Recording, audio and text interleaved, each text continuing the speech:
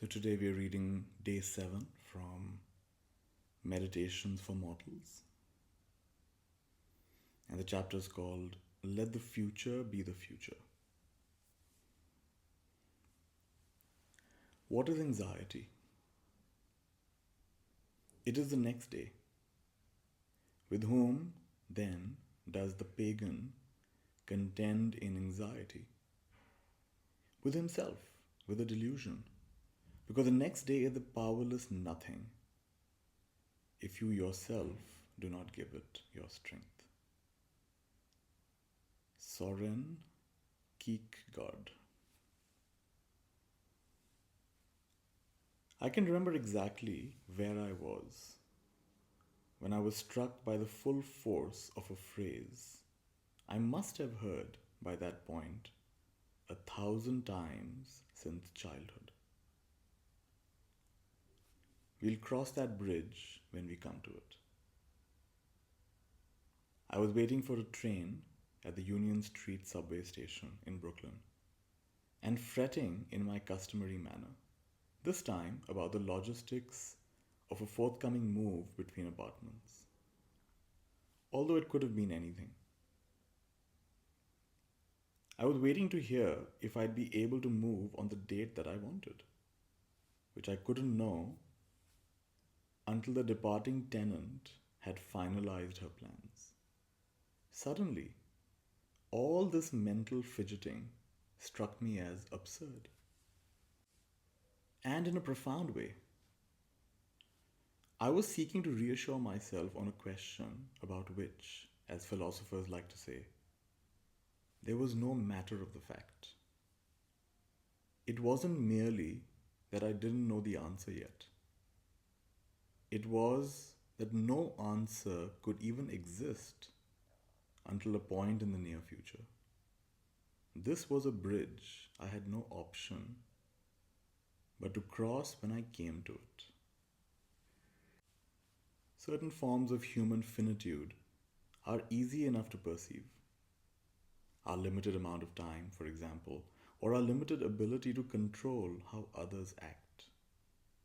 But it can be harder to notice one of the most significant ones: the way we are hopelessly trapped in the present, confined to this temporal locality, unable even to stand on tiptoes and peer over the fences into the future to check that everything's all right there.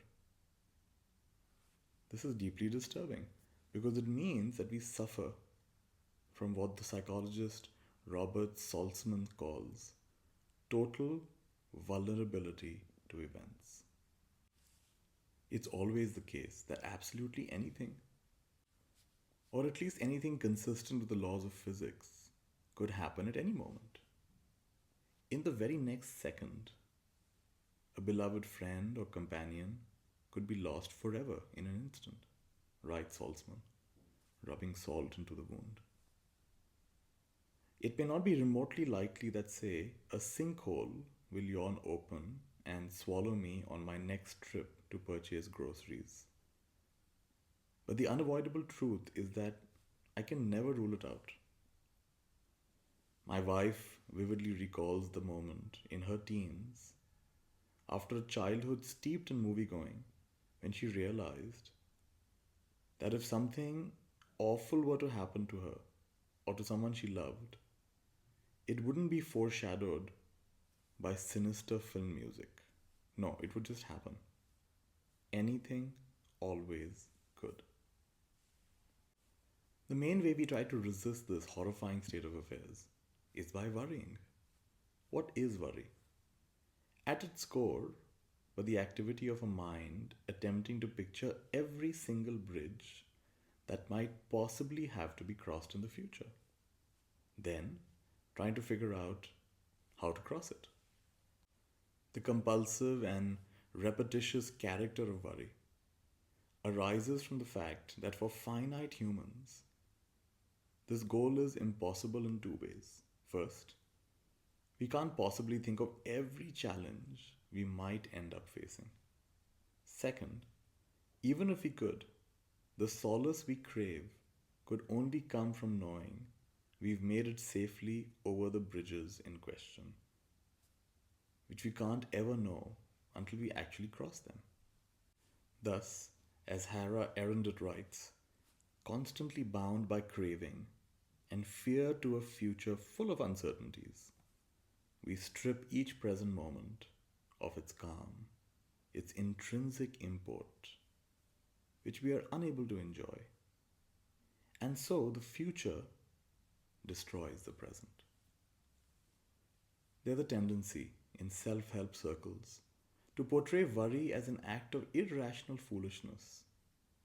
But in the prehistoric environment in which humans evolved, it made perfect sense. Things happened fast there.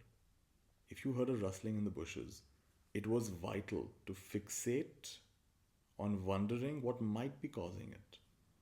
A reaction that was accompanied by a spike of anxiety.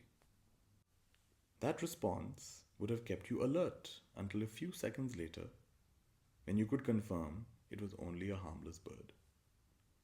The trouble is that today we live in what's been called a delayed return environment, in which it can take weeks or even months to discover if a potential problem is real or not. If your worry concerns something less immediate than a rustling in the bushes, if it's about, say, whether your application for funding will be approved when the grants committee meets the month after next, then there's no useful behavior for your anxiety to motivate, and nowhere for it to go. So it lingers and loops, distracting you from the tasks that might actually have helped you construct a more secure future. Just because certainty about the future is off the table, though, it doesn't mean that you can't feel confident in your abilities to deal with the future when it eventually does arrive. As the celebrated Stoic emperor Marcus Aurelius reassures readers of his meditations, never let the future disturb you. You will meet it, if you have to, with the same weapons of reason which today arm you against the present. You could say the worrier gets things exactly backwards.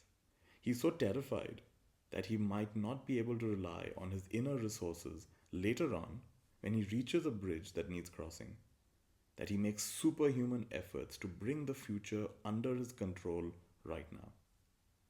In fact, he should devote less energy to manipulating the future and have more faith in his capacity to handle things once the challenge actually arrives. If it arrives, that is. Marcus's phrase, "if you have to," is a useful reminder that most of the bridges we worry about never end up needing to be crossed at all. So in other words, most of the things we worry about never actually happen. The fact that you can't cross bridges before you come to them is liable to seem dispiriting, as if it leaves us with no option but to keep trudging vulnerability into the fog, trying not to think about sinkholes. But it contains a hidden gift, after all. If you're hopelessly trapped in the present, it follows that your responsibility can only ever be to this coming moment. That your job is always simply to do what Carl Jung calls the next most necessary thing, as best as you can. Now and then, to be sure, the next most necessary thing might be a little judicious planning for the future. But you can do that and then let go of it and move on. You needn't try to live mentally 10 steps ahead of yourself, straining to feel sure about what's coming later. You get to stop fretting about literally everything other than how to spend the next instant in a wise, enjoyable, or otherwise meaningful fashion. Finite humans need never worry about anything else. So that's the reading, and I want to say that there's been a bit of a coincidence here because recently I've been enjoying an article that I received in one newsletter that I subscribe to, And this author talks about how in the last year he's made 10,000 decisions, more decisions than he's ever made. He moved to a new country, he bought a new house, he started a family, he expanded his business. And every single one of those decisions had hundreds of decisions inbuilt into them. So he said, let me tell you what enabled me to make those decisions. And it came down to this simple principle: asking oneself, what's the next most obvious thing? He said, when you frame a decision in terms of yes and no, it becomes quite monumental. It feels like, oh my goodness, I've got to decide. Do I have to have a website for my company, right? And you can get into analysis paralysis. But he said, if you just ask, what's the next most obvious thing? And maybe you have to just check, do I have enough money to make a website? Or you have to make a one-page write-up about what would the website talk about? Or you need to look for a web designer. Then when you think of it in terms of the next most obvious step, then it's much more manageable. So it's an interesting coincidence that in this chapter he's talking about Carl Jung and the next most necessary thing. So one of my philosophies is build the bridge as you cross the river. And the idea is that you don't try to fix everything beforehand, plan everything beforehand, have everything ready beforehand. And you take it as it comes. You have the confidence that what got you here will take you there. You keep building your confidence in your ability to respond to things in the present moment. Not that you'll do it perfectly, in fact, far from it.